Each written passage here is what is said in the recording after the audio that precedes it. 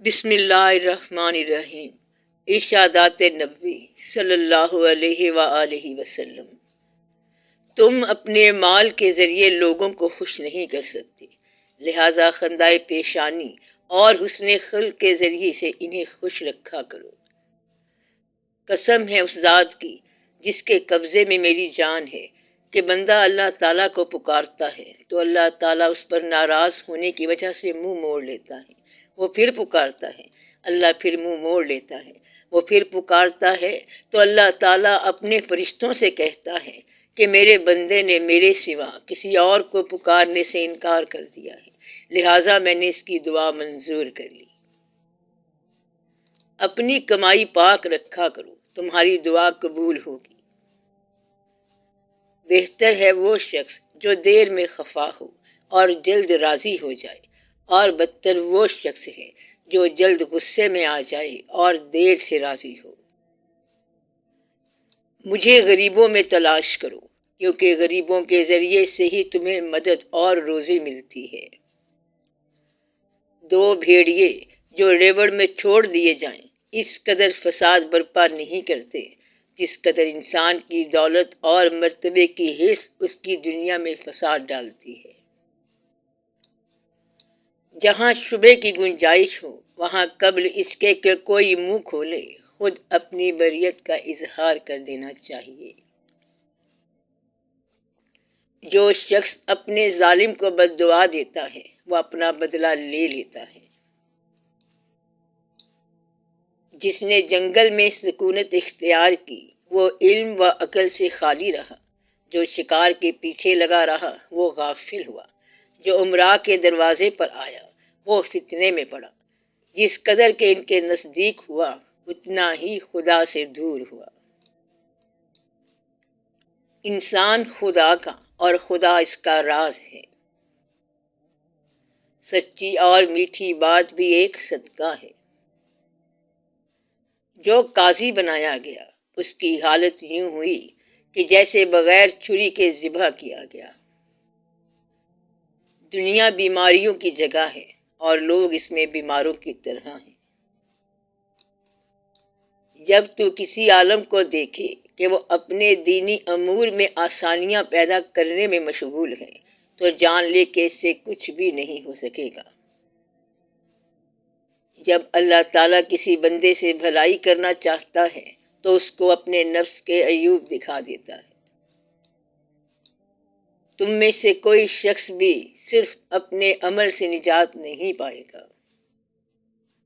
خواہش نفس اور شہوت ابن آدم کی سرشت میں رکھ دی گئی ہے۔ خواہش کا چھوڑ دینا بندے کو امیر کر دیتا ہے اور اس کی پیروی کرنا امیر کو اسیر بنا دیتا ہے۔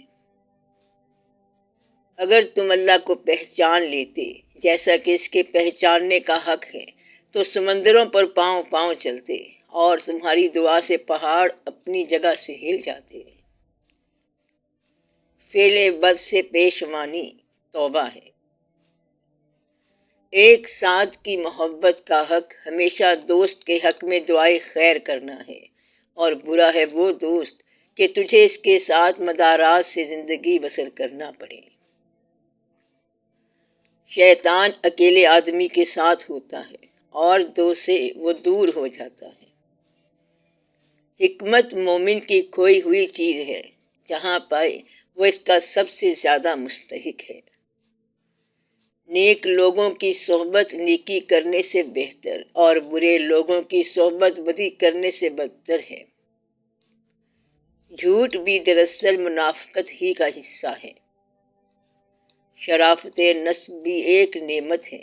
کسی فاسق کی برائی کرنا غیبت نہیں ہے۔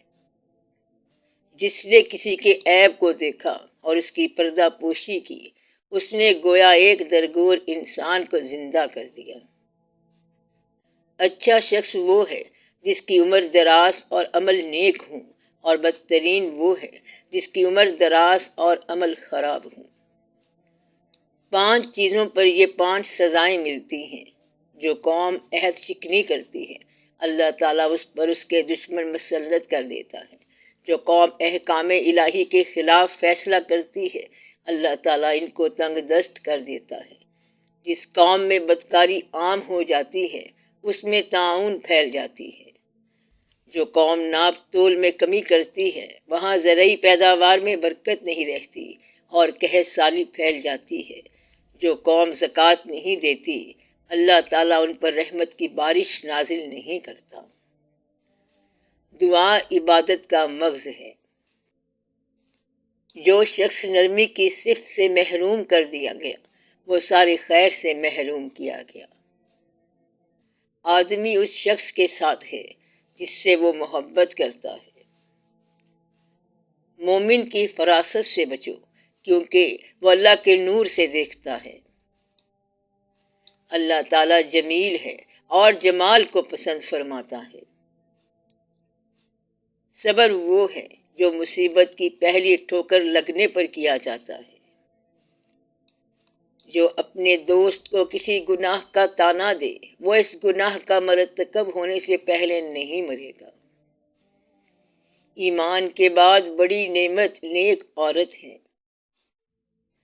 ایک عورت دوسری عورت سے اس قدر گھل مل کر نہ رہے کہ وہ اس کی خصلتیں اپنے شوہر سے یوں بیان کرنے لگے کہ گویا وہ اسے دیکھ رہا ہے۔ عورت پوشیدہ رکھی جانے والی مخلوق ہے۔ جب وہ باہر نکلتی ہے تو شیطان اس کی طرف جھانکتا ہے۔ جب کوئی عورت مرے اور اس کا خاوند اس سے راضی ہو تو وہ جنت میں جائے گی۔ عورت نماز اور خوشبو مجھے پسند ہیں۔ تم میں اچھا وہ ہے جو اپنی عورتوں سے اچھا سلوک کرے۔ ایماندار آدمی اپنی بیوی سے ناراض نہ رہا کرے کیونکہ اگر اس کی کوئی عادت اسے ناپسند ہو تو کوئی قابل پسند بھی ہوگی۔ اگر میں حکم دیتا کہ کوئی کسی کو سجدہ کرے تو بیوی کو حکم دیتا کہ وہ اپنے خامد کو سجدہ کرے۔ عورت کی عزت شریف الطبع لوگ ہی کرتے ہیں اور اس کی اہانت کمینے لوگوں کے سوا کوئی نہیں کرتا۔ برے دوستوں سے بچو کیونکہ وہ تمہارا تعارف بن جاتے ہیں۔ نیک دوست کی مثال ایسی ہے جیسے مشک بیچنے والے کی دکان کہ کچھ فائدہ نہ بھی ہو تو خوشبو تو ضرور آئے گی، اور برا دوست ایسے ہے جیسے بھٹی کہ آگ نہ لگے تب بھی دھوئیں سے کپڑے ضرور خراب ہوں گے۔